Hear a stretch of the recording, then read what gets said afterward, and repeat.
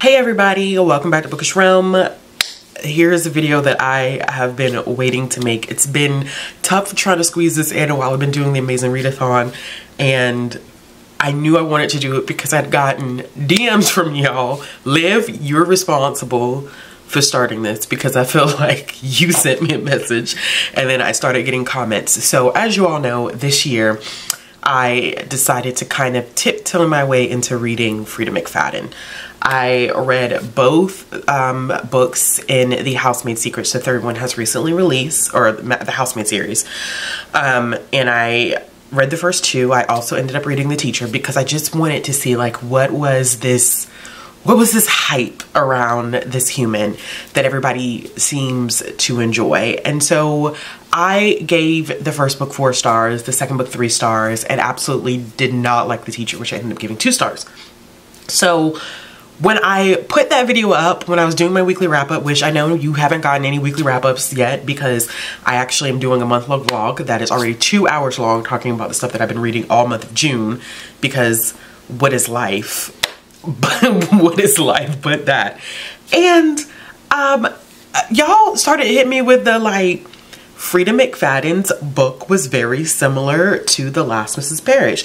Now, granted, I had seen The Last Mrs. Parrish. I know that it is an older title that I think got republished, and correct me if I'm wrong here, but also got picked up by Reese's Book Club.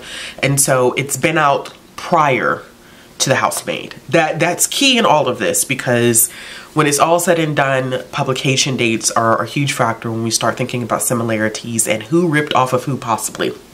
Now, I had no idea.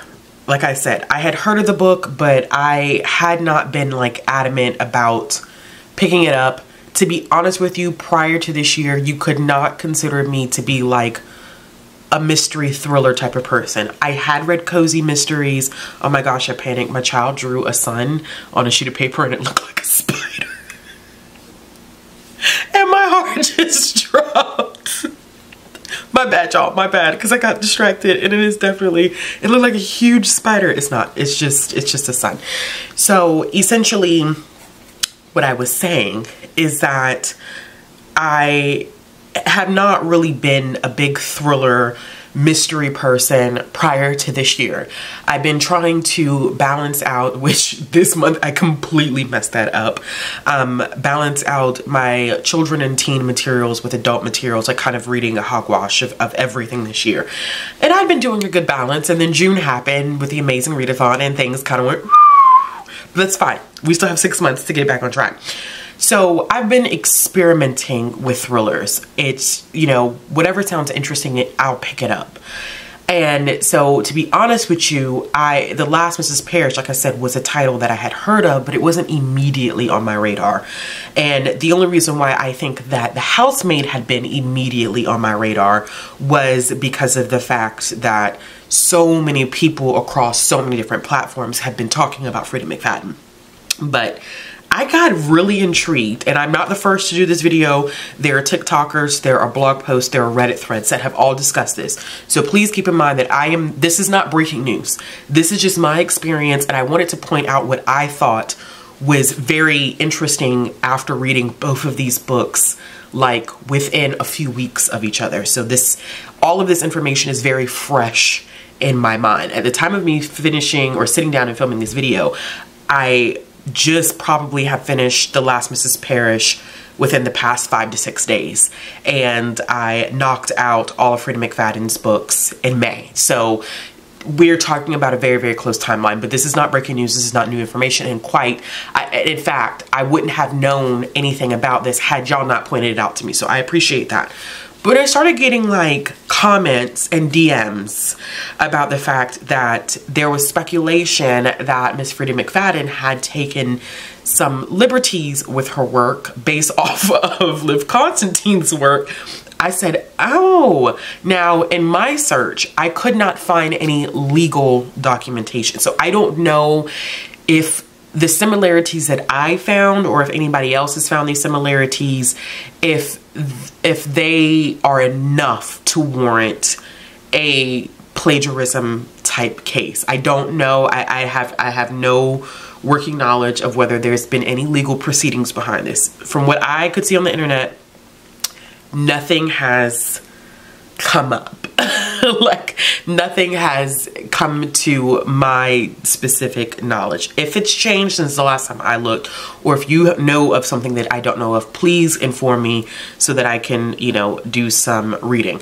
I would also like to point out that some of the things that I could be pointing out that I consider to be similarities could just traditionally be similarities in thrillers. Okay, I am not, like I said, I am not well versed in thrillers. You have to understand that, because what I could be pointing out as similarities, you could then, if you're watching this and you're a more experienced thriller reader, could say, well, that is a common theme that you see in thrillers. Just like I know common themes to expect in young adult and children's literature, honestly, regardless of genre. I'm sure that you, as more experienced thriller readers, would be able to pick out some things that are very common themes or very common plot twists, or things that thriller writers have a tendency to do with their works. But y'all, I have to say, listen, reading these two books, I was low-key kind of shook, because I was like, wait, but didn't that happen in the other book? Like, there were moments when I was like, wait, what book am I reading? Because there were moments that felt very, very, very similar, and almost like, not line for line, I won't go that far, but were, I mean, structurally just exactly the same, which kind of, it shocked me, to be honest with you.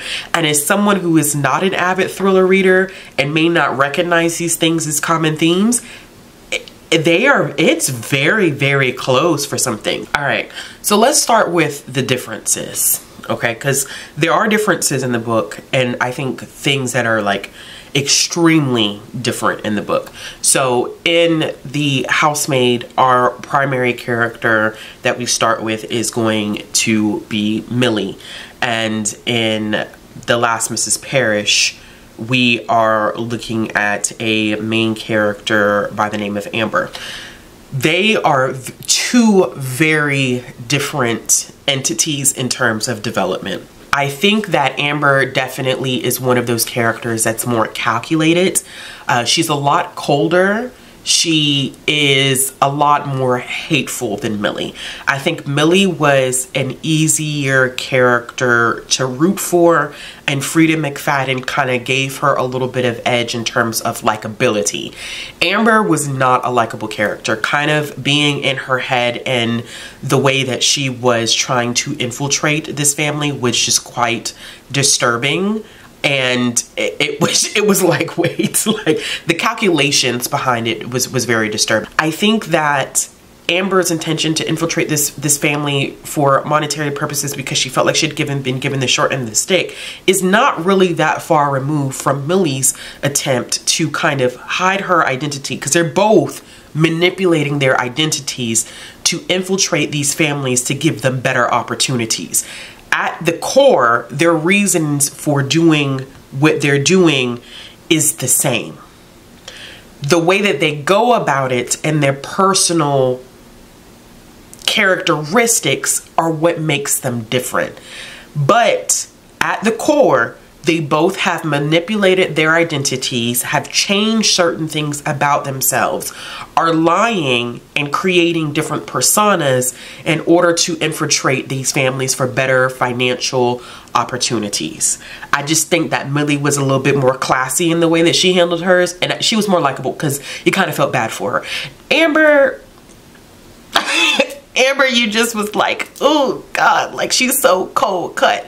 But it was hard because it was like that they were different, and that was one of the things that I wanted to point out, was like there is a difference there, but at the same time there's a similarity even within that initial primary character, which I say initial primary character for a reason. The last difference, and even this, I feel like I'm low-key kind of stretched to give these books differences, because when I was writing this out I was like, dang, I mean, it's a difference, but it's not a difference, because the way each wife in each book handles the situation is very similar. The calculated nature of them as they become characters, but I look at them as like secondary. Even the way that they calculate and manipulate the situations in regard to their husbands is so similar. The endings were just a tad bit different in that I felt like the wife in The Last Mrs. Parrish was more hands-on and getting her clap back. I feel like the wife in The Housemaid her hand was forced. She had to be like pushed to be like, hey, you might need to finish what you started because you're putting someone in a very precarious situation and we need you to kind of figure this thing out. So they both are involved at the end. And that's why I said I'm low-key kind of stretching it, because they're both involved in the end and they both contribute to the downfall, the further downfall of their partners in their own ways. But they're hands-on, but the way in which they are involved in that is, one was like very, oh, I'm gonna set this son of a up, and the other was, I've done as much as I can and I don't want to be involved anymore until someone's like, no, you need to help fix this problem. Like, you started this, we need you to finish it. So I am stretching. I'm really stretching, because every time when I would sit down and I would think about this, I'm like, it's easy to, on the surface level, to think that these books are so significantly different. But when you get down to the intentionality of the characters, the plot, and everything just involved in the story as a whole, the narrative, they are not very far, they're not far removed from each other at all. And so I think that with Freida McFadden, it was easy, if this is a thing that truly happened, because I cannot say that she did or she did not. I cannot make accusations without any, legal basis here. But if there was interaction with this text, there was enough changing to where if you weren't paying close enough attention, if I would have read these books a significant time apart, or if I hadn't read one and I read the other, I don't think I would have been able to pick up on these similarities. Like, these similarities are they're so minute, and the way that they're crafted, it's almost like you question, is it the same or is it different? But when you look at it and you get down to the nitty-gritty, you're like, wait, no, it is the same. The way that both of them approach the situation, the way that both of them handle their husbands is the same exact way. The manner in which they do it, though, is what is the tweak that makes it feel significantly different. So yeah, I'm stretching it. I'm definitely stretching it. But if we want to give it differences, I would say that those are the two things that I felt like were significantly different between the two texts. Now, similarities. Boy, these books read so similar. It was ridiculous. I do think that, I'm going to go ahead and put this out there. I will say that I enjoyed The Housemaid more. And it's sad to say because The Last Mrs. Parrish came first. But if I'm being just simply objective here, and I'm talking about basic enjoyment, I'm not talking about the nuance of like, did someone plagiarize someone else? It's almost as if Freida kind of took that and kind of did it a little better, but that's beside the point. There were moments, like I said before, where I literally had to question, am I listening to The Last Mrs. Parrish right now, or am I reading The Housemaid? Because there were so many moments where I was like, wait, this sounds familiar. So I already talked about like the main characters having this similar need to hide their identities. The reasons why they're hiding their identities is a little different, but they're both attempting to hide their identities to manipulate these families that are wealthy. Both husband and wife couples in each of these books have money. They have wealth. That is something to point out. That's something to acknowledge. The husbands, direct replicas of each other. The way that they handle things in terms of their partners is exactly the same. One is keen on physical and mental abuse. The other is emotional and mental abuse. And so they're both abusive partners. And I guess in some ways that could kind of be a spoiler. So I will say this. If you're going to continue watching this video at this point, know that I'm probably going to be dipping in and out of spoilers, because this is the only way to kind of talk about this. No matter how much I try to tiptoe, I'm not going to really be able to talk about it the way I want to talk about it if I don't jump into spoilers in some capacity. So I'm going to do that just a little bit. The husbands in this are definitely, they are similar in the nastiness that they are. The way that they hide their abusive behavior, the way that they mask it in general society, the way that they mask it to Millie, to Amber, is exactly the same. There's not really much difference coming from money, you know, having this wealth, basically having this controlling nature and wanting to keep things under wrap, and having their wives perform as if they are living these perfect lives is very much so the same. I would even say, like, even how the manipulation happens is very, I mean, similar to the point that it was ridiculous. Like when Millie and the husband and the housemaid, they went out for a night on the town, and I can't remember where they went to go see a play, or opera, or whatever. But they went out on the town, ended up having an affair, and Amber and the husband and the last Mrs. Parrish ended up going out, having a night on the town, and having an affair. And what was so fascinating is that both wives in each one of the books set this up in order to set these women up. Now, the way that the wives, I will say, the way that they became aware of the persons, Amber and Millie, becoming aware of their intentions with their husbands is different. Now, with Millie's situation, she was set up from the get-go. She was planted in this position to kind of help the wife remove herself from the situation.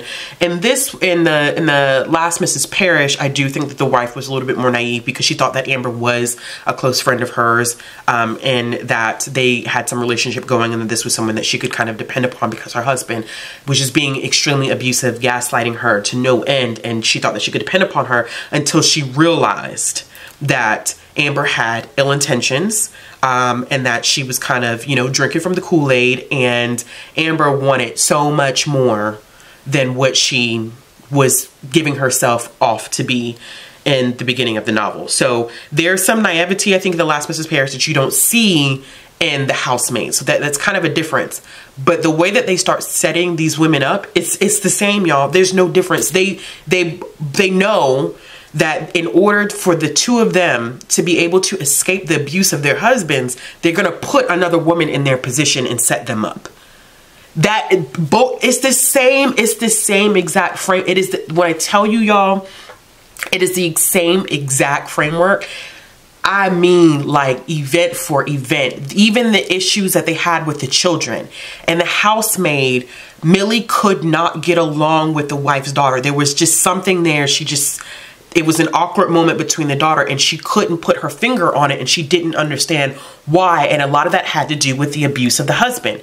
Amber could not stand out. Like I said, Amber was a little bit more calculated. She was a little bit more cold than Millie was. She didn't like the children, and she felt she had this really bad relationship with one of the girls, and she couldn't figure out what was wrong with this girl, and did not know, once again, that this girl was behaving the way that she was behaving because she was at the hands of the abuse of the father, watching her mother deal with this abuse. And so she was acting out because of certain things that the father was doing. Same thing with the girl in the housemaid. I said, well damn. What is it? Like, it was the same exact, the way, the events themselves, what I keep trying to get to the point of, because this is actually, I've never had this happen to me in my reading experience, so I'm literally blown away.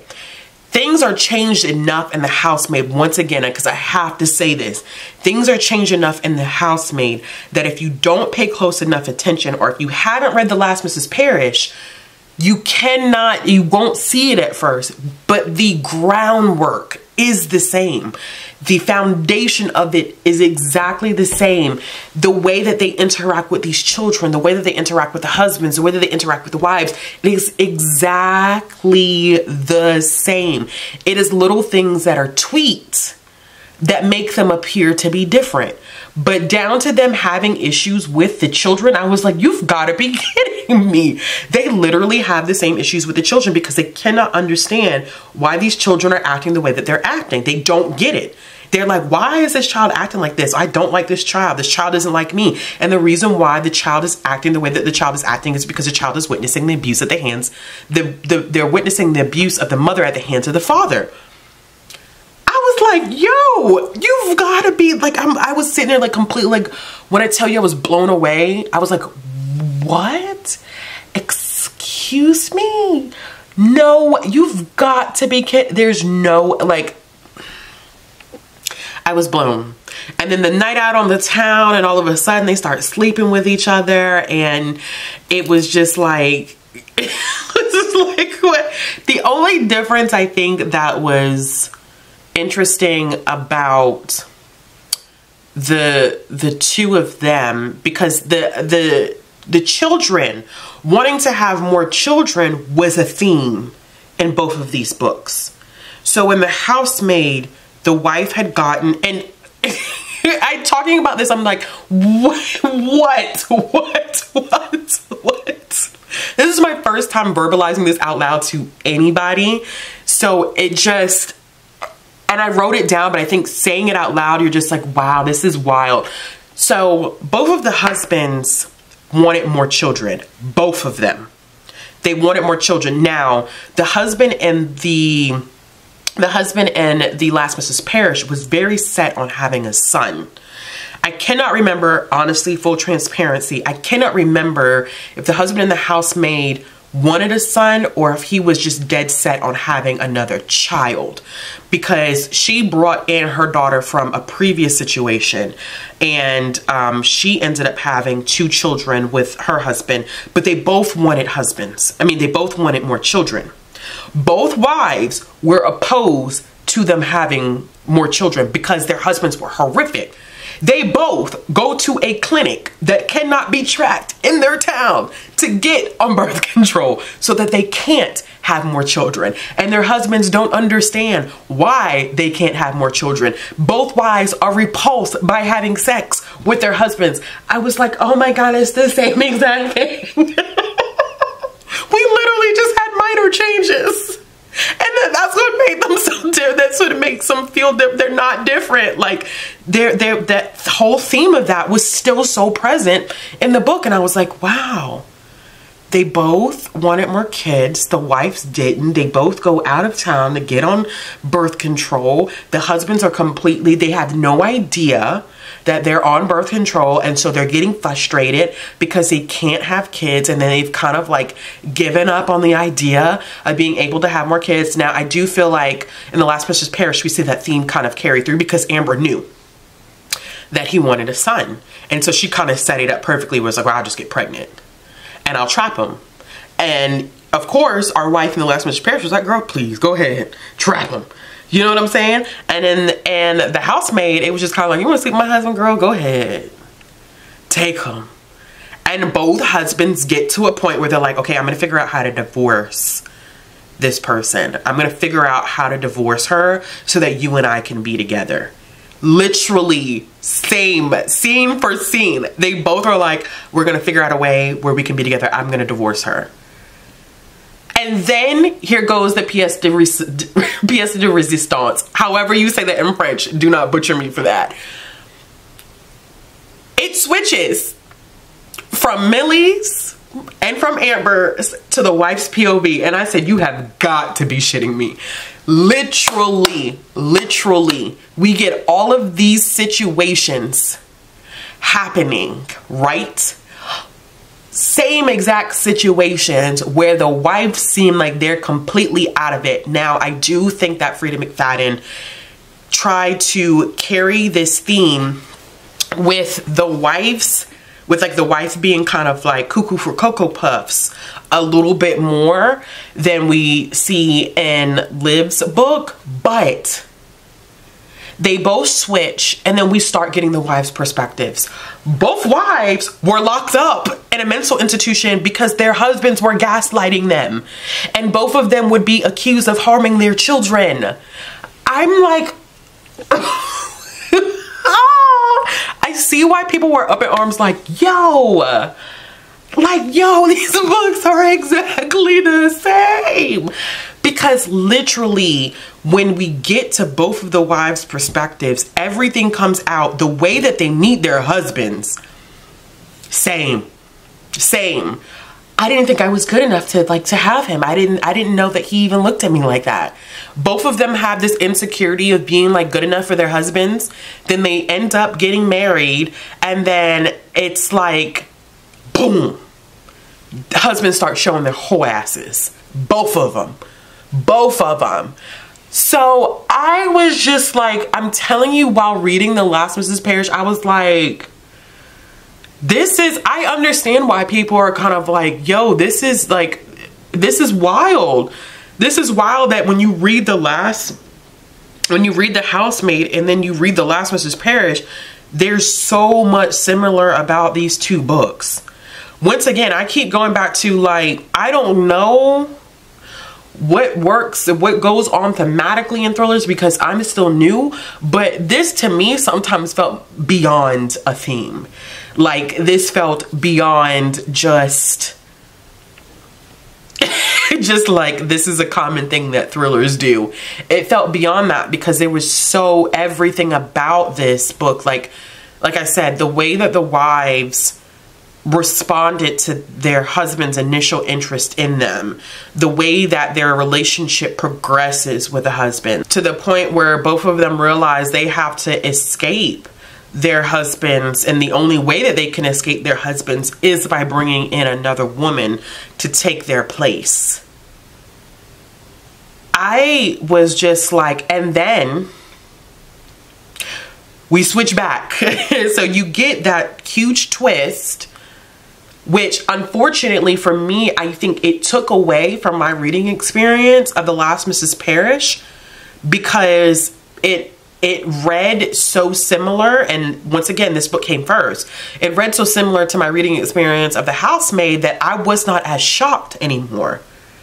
And so now as a reviewer, I'm kind of like, how do I even review this book? I mean, there are elements that I think I didn't really care for in the book, but how do I sufficiently review a book where I feel like I've already read it before?